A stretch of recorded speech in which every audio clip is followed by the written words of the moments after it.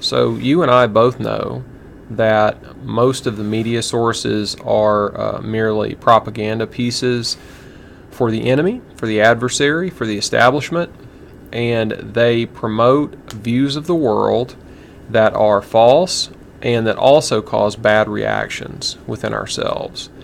And I'll give you an example about relations between the sexes. So there is a very popular basic template of news story that you've probably seen, and it is the slut empowerment news story.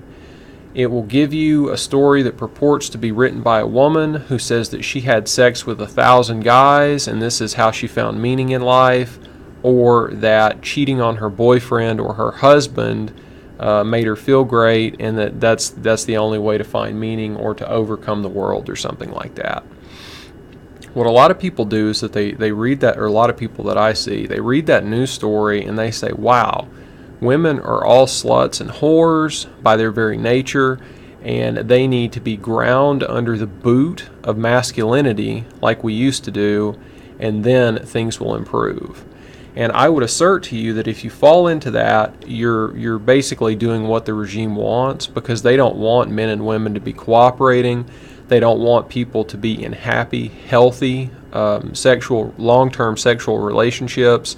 They want you to be on these dating apps, having sex and meaningless short-term relationships with people that you don't know and that you're not going to know. I would assert to you that all that does is help the people who are trying to destroy us.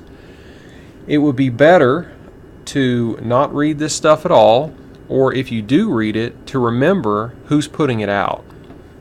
The people who put out these stories are inveterate liars, and they're seeking our destruction. The only reason that they're putting those stories out is to generate clicks, because it's controversial, and to propagate this worldview that men can't trust women and that women can't trust men.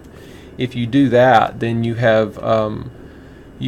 reduced the thing that you need to conquer from the relationship, from the family, just to individuals. And you know, and I know, that just me and you individually, if we're not talking to each other, if we're not trusting each other, then we're never going to get anywhere with these people. We can't do it alone. We've got to work together. And the most useful thing that you can have is a friend that you trust, who's a peer to you and not a submissive partner or a dominant partner, but someone that you can work with over a long period and you can help each other. And I would say that's probably the normal, natural relationship that's maintained throughout most of human history.